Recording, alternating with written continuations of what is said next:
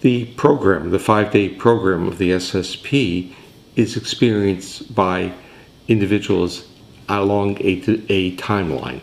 So the experience of day 1 is not the experience of day 5. There's a progressive change in the neural regulation of the social engagement system. There's a theory, and there's also the actual implementation of the theory built into the SSP. So day 1 has a very narrow frequency band that was designed to get the acoustic information into the brain. And it has to do with what's called the resonance frequency of the middle ear structures. It means what gets in, whether or not the middle ear muscles are working. So in a way, if you can get some sound in there, and then you can modulate it, you're triggering a feedback loop that would then help regulate those middle ear muscles. And so the symptoms, or at least the features that the therapist may start seeing, is that by, let's say, after the second day or the third day, the child will be exhausted. So exhaustion becomes one of those positive symptoms or cues that you look for.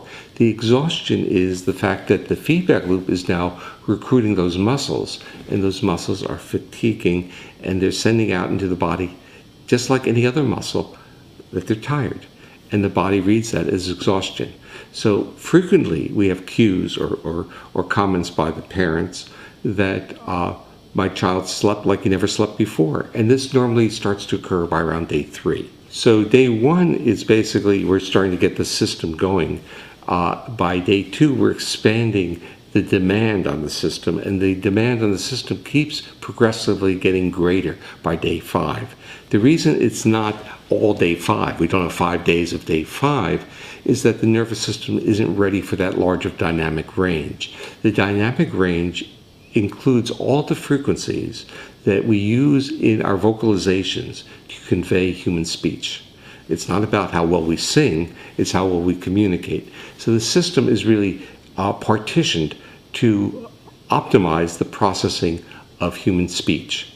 And so the first couple of days, it doesn't even sound like good human speech, but we're getting the sounds in. By day 3, it starts making much more sense, but by day 4 and 5, the sounds actually start carrying out the full range, and they now become more interesting, and we can actually experience the sounds coming and going, meaning they're being more filtered or less filtered.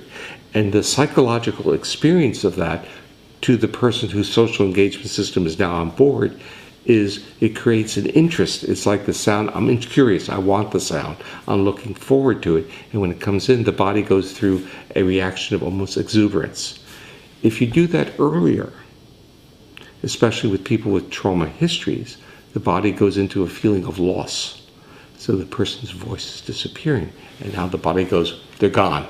But as our nervous system becomes more attuned, more regulated, this modulation of the voice, the prosodic features, captures our interest, triggers our enthusiasm to listen. And you see this, especially in the children, in their face. You start seeing the upper part of the face literally almost with glee. And they're reacting to the world that they hadn't reacted to maybe ever before. And the range of their experiences are comfortable to them.